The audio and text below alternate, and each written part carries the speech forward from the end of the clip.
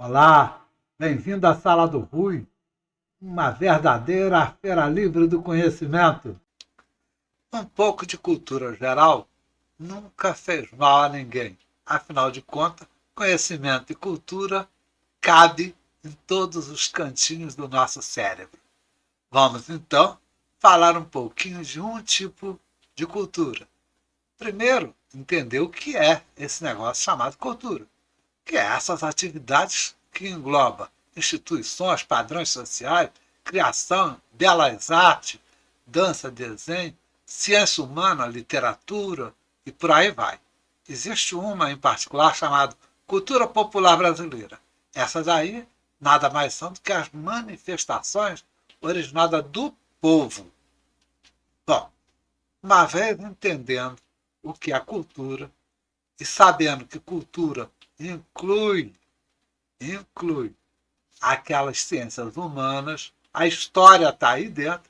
Então vamos falar um pouquinho da cultura geral sobre o Império do Brasil. É claro que eu estou gravando esse vídeo só para sacanear tudo quanto é professor de história formado de 1985 para cá. Vamos falar de um império que deu certo, de um imperador que, além de ser um homem bonito, olhos azul, 1,90 m de altura, um gênio nas artes e nas ciências. Além de tudo, o melhor governante que já pisou no sagrado solo brasileiro. E lógico, vamos falar um pouquinho da filha dele, que também não deixou barato, puxou o papai. Eu, fique claro, não sou monarquista. Eu não defendo a mudança para a monarquia. A diferença é que eu presto a minha gratidão a quem realmente merece. E neste caso nós vamos falar de Dom Pedro. De 1831 a 1889, o Brasil era a quarta maior economia do mundo. A nona foi o nono maior império de toda a história. O Brasil, cara, não era Portugal, era o Brasil. A média de crescimento econômico do Brasil, naquele período do Império com Dom Pedro, imperador, era de 8,81% ao ano.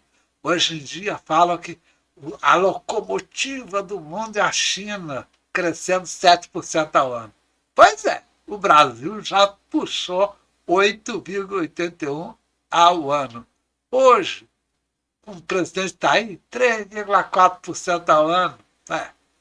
Agora, a gente caiu de quarta maior economia para décima economia.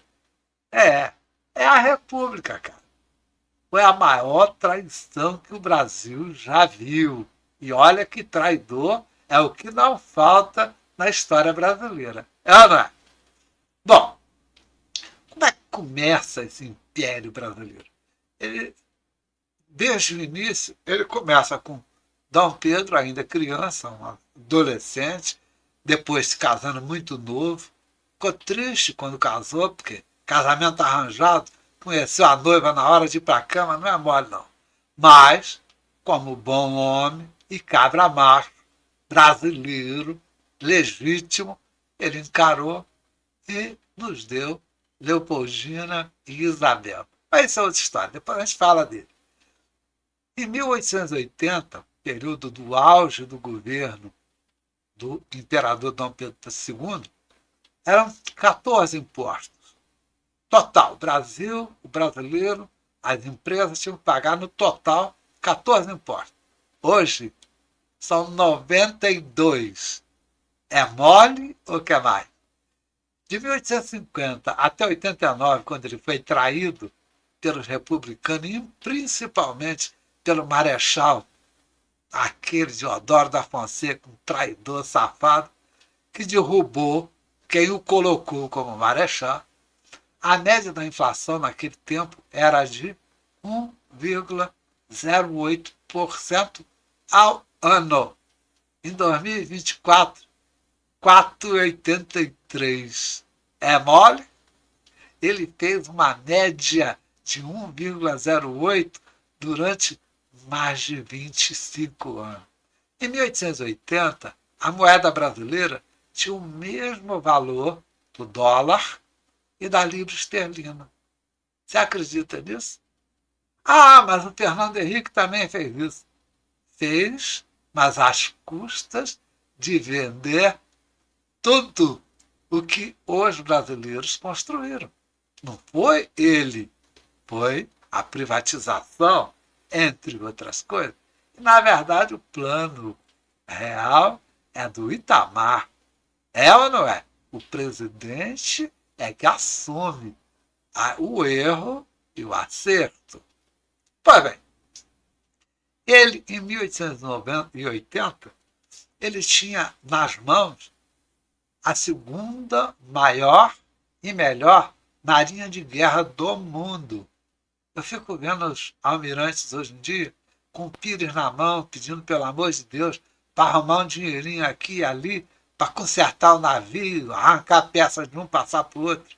Rapaz, naquele tempo do Dom Pedro, em que almirante era até preto, escravo, alforriado, almirante, e tinha aqui um alagoano porreto, tamandaré, que foi lá no Paraguai e arrebentou a boca do balão, não passou ninguém, e ele era o comandante em chefe de uma marinha super poderosa e respeitada.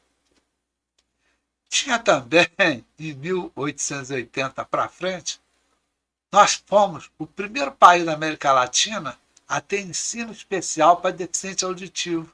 Vocês já ouviram falar no Instituto Benjamin Constant, lá no Rio de Janeiro? Pois é, cara, foi o Dom Pedro que criou isso daí. O Brasil se transformou no maior construtor de estrada de ferro do mundo em 1880. Ah, mas depois a China ultrapassou. Pois é, mas precisou de quase 100 anos para ultrapassar a marca de Dom Pedro.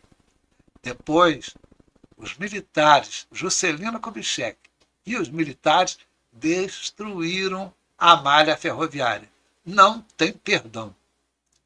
Os diplomatas estrangeiros falavam, mas que pode? A imprensa baixa o pau no Dom Pedro. A imprensa quer a república, porque era tudo golpista, né? É, a frase de hoje não é golpista? Então, aquilo era golpe mesmo. Derrubar a monarquia e criar uma república era um golpe de Estado. E aí o Dom Pedro respondia para os diplomatas, gente, a imprensa a gente combate com a imprensa, não é com mentira, não é com censura. Parece até que quem está no poder hoje nunca estudou história, em especial pessoal magistrado. Esse pessoal precisa muito conhecer a história e entender como é que funciona uma democracia de fato. Bom, agora vamos falar do Dom Pedro. Eu botei uma menina espantada aqui, porque o cara era isso aí que você está vendo, já coroa. Imagina ele novinho. Ele foi imperador de 1831, era um garoto ainda, até 89, quando os traidores declararam, promulgaram, proclamaram a República e o avô do Fernando Henrique Cardoso queria, porque queria enforcar o Dom Pedro, cara. Era tenente alferes.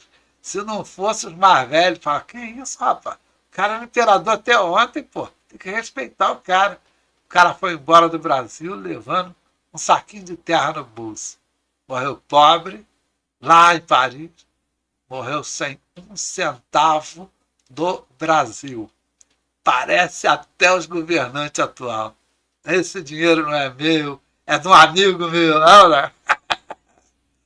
Dom Pedro é brasileiro nato. Ele nasceu aqui no Brasil.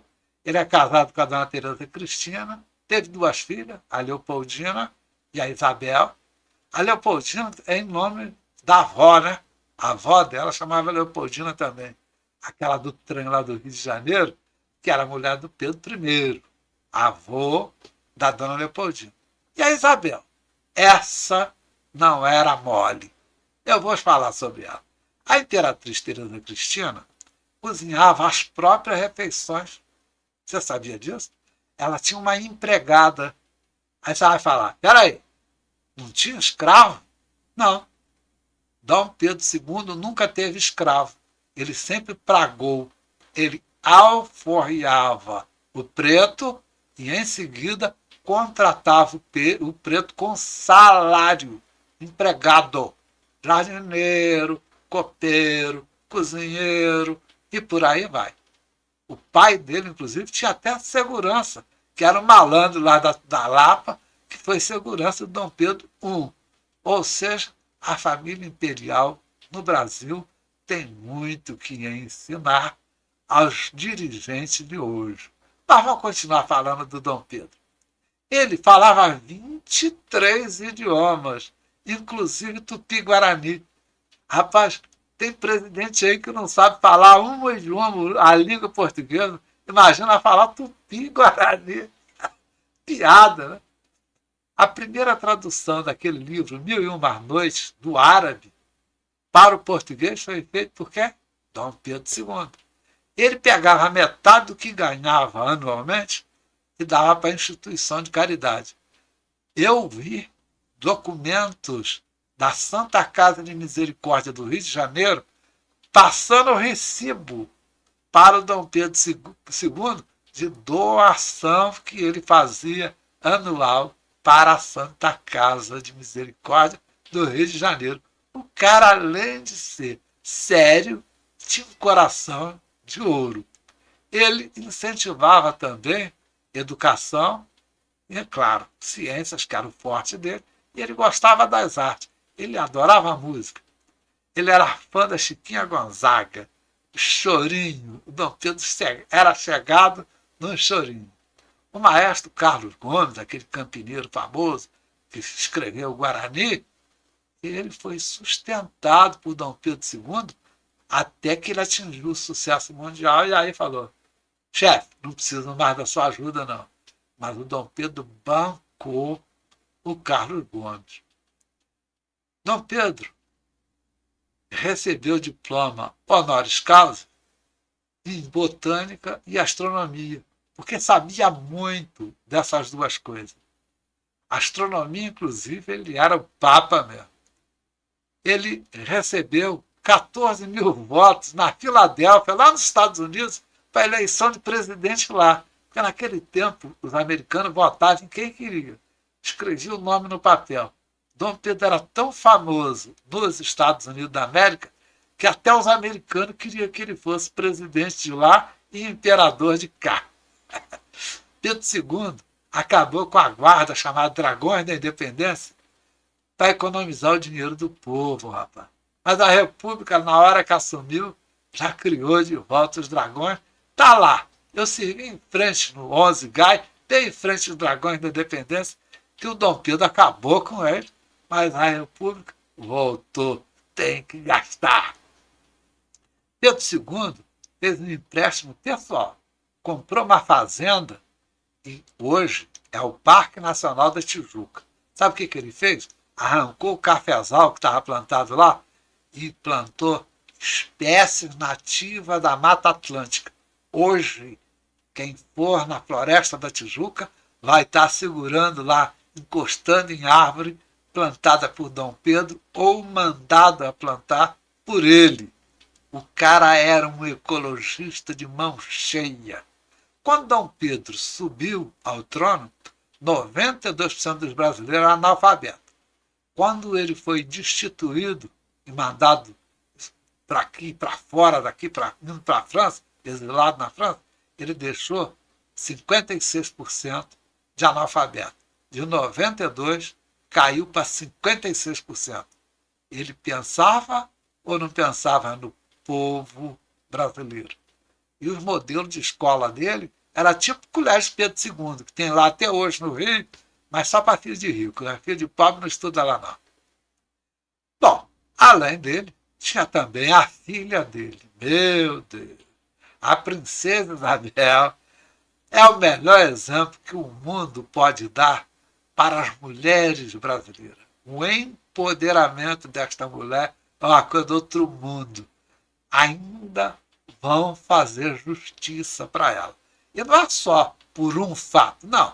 Era o dia a dia dela, ela enchendo a cabeça do marido, coitado do cônjuge dele, e do pai. Não dava paz para ninguém. Ela era danada. Primeiro, abolicionista. Não admitia escravo de jeito nenhum. De jeito nenhum.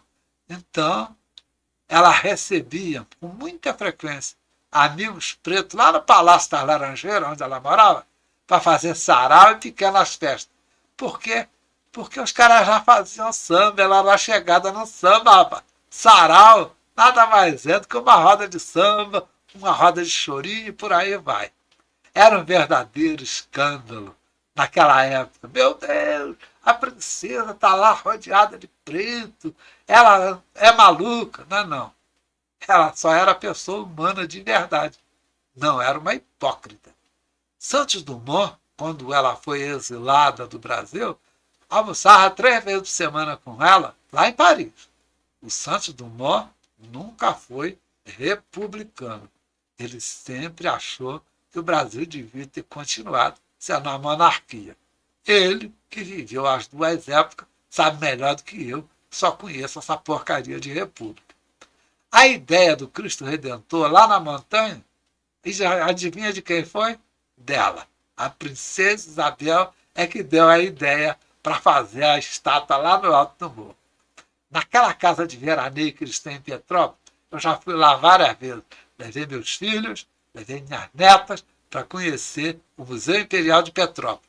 A princesa Isabel escondia escravos fugidos e arrecadava numerário dinheiro, porque ela não era rica. Olha, você não vai acreditar, o imperador e as princesas não eram ricos. Eles viviam do salário deles. Não era rico, não. E o que ela fazia? Fazia vaquinha, rapaz, e dava alforria para esses pretos que ela conseguia esconder. Os pequenos filhos da princesa aprenderam com a mãe, rapaz, faziam um jornalzinho, e o jornal rodava em Petrópolis. O jornal era abolicionista. Rapaz, nem o pai, nem o marido dela deram conta de impedir que ela proclamasse o fim da escravidão no Brasil. E aí o que aconteceu? O império acabou por conta disto. Obrigado por ter assistido esse vídeo. Se você gostou, deixe o seu gostei. Se você não gostou, deixe também o seu não gostei. Compartilhe esse vídeo, mande para seus amigos, em especial para aqueles que você quer deixar meio irritado. Mas, por favor, não se esqueça de comentar. Além de se inscrever no canal, o seu comentário é importantíssimo. Até a próxima!